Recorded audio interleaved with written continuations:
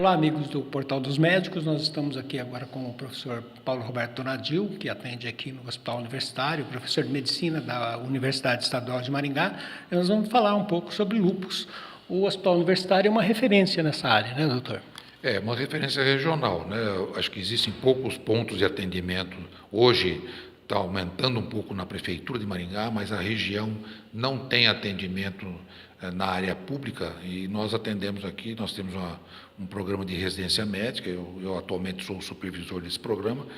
Nós temos ambulatórios de reumatologia diários aqui na universidade, aqui no HU. Atendemos também em 2 unidades de saúde para pacientes de lúpus, da área da especialidade de reumatologia, mas especificamente no lúpus nós temos um ambulatório semanal, em que hoje nós temos em acompanhamento em torno de 150 pacientes com essa doença, né?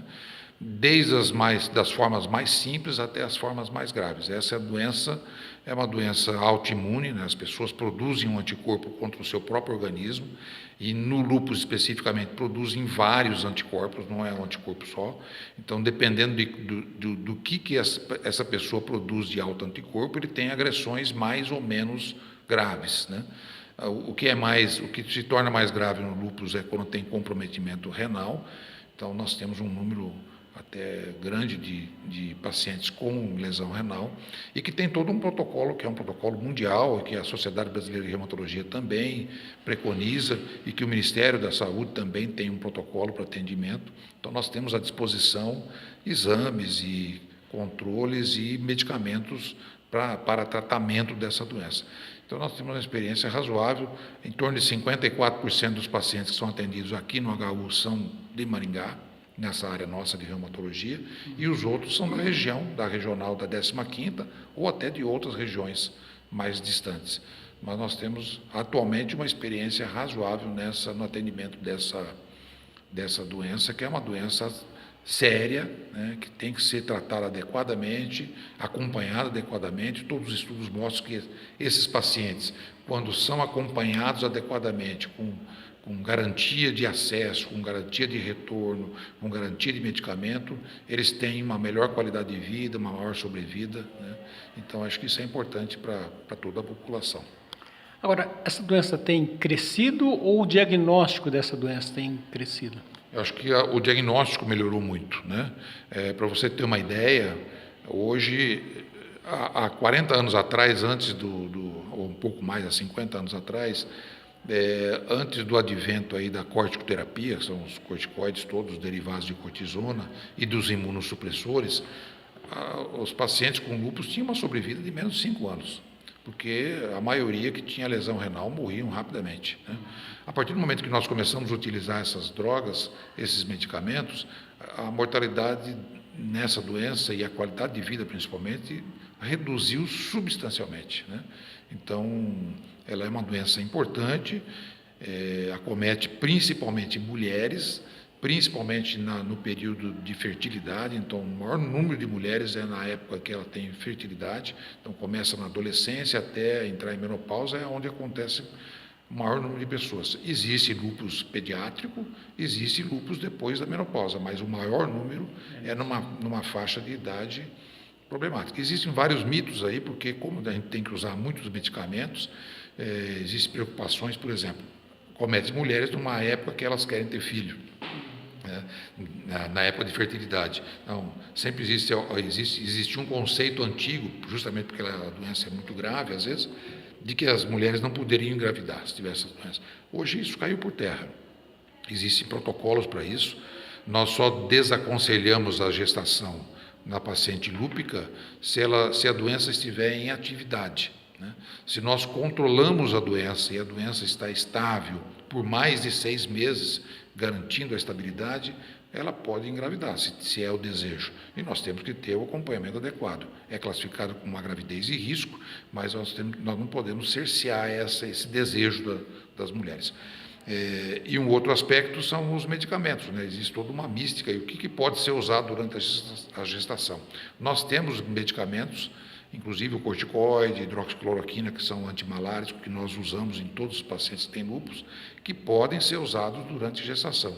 Inclusive, medicação imunossupressora, tem um medicamento imunossupressor que nós usamos com tranquilidade durante a gestação.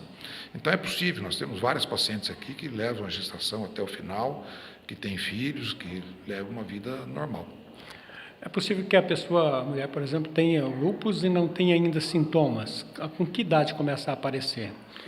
Só é possível, como eu falei anteriormente, o maior número de pessoas acometidas, principalmente mulheres, são 9 mulheres para cada homem, a estatística mostra isso, né? Então é uma doença preferentemente das mulheres. Também ocorre nos homens, mas 10%, em torno de 10%. Como ocorre, pode acontecer em qualquer idade, mas mais nesse período da fertilidade, e só é possível fazer o diagnóstico a partir do momento que tem sintomas. Não existe marcador antecipado, dizer, vou fazer exames para saber se eu vou ter lúpus, é impossível, isso não tem possibilidade disso. A partir do momento que começa a ter sintomas, então ela é classificada como uma doença reumática porque o sintoma principal é articular. As pessoas que têm lúpus, quase 100% tem dor nas juntas, inchaço nas juntas, né? Mas é uma doença que a gente costuma dizer que é a doença mais florida que existe, porque ela pode apresentar qualquer tipo de manifestação, né? As pessoas têm problemas articulares, problemas de pele, queda de cabelo, lesões nas unhas, lesões de aparelho digestivo, de aparelho respiratório, cardíacas, sistema nervoso central, renal, que é talvez o mais temido, né? Então, pode ter comprometimento de qualquer órgão. Então, o paciente que tem o diagnóstico de lúpus tem que ser visto com muito cuidado e monitorado e tratado adequadamente, que ele pode levar uma vida normal. Existem alguns equívocos aí no conhecimento, até conhecimento médico e da população com relação à interpretação de exames, né? Existe um exame que detecta autoanticorpo, chamado de fator antinuclear. Então, toda vez que esse exame dá positivo, as pessoas falam, tem lúpus. Não, ele não é diagnóstico de lúpus. Ele é um dos critérios para fazer o diagnóstico, só que isoladamente ele não faz o diagnóstico. E ele pode aparecer positivo em outras doenças autoimunes. Então, tem doenças comuns, por exemplo, como o hipotireoidismo, que uma boa parte do hipotireoidismo é autoimune, que também faz FAM positivo. Várias doenças autoimunes podem ter fator nuclear positivo. Então, o exame isoladamente não é diagnóstico de lúpus. A gente tem que tomar cuidado com isso, senão a gente sai fazendo diagnóstico sem existir, né?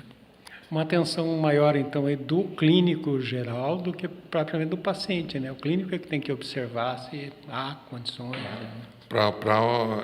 Até para o devido encaminhamento, né? A gente atende muitos pacientes que chegam até nós porque tem esse exame positivo, na realidade não tem a doença.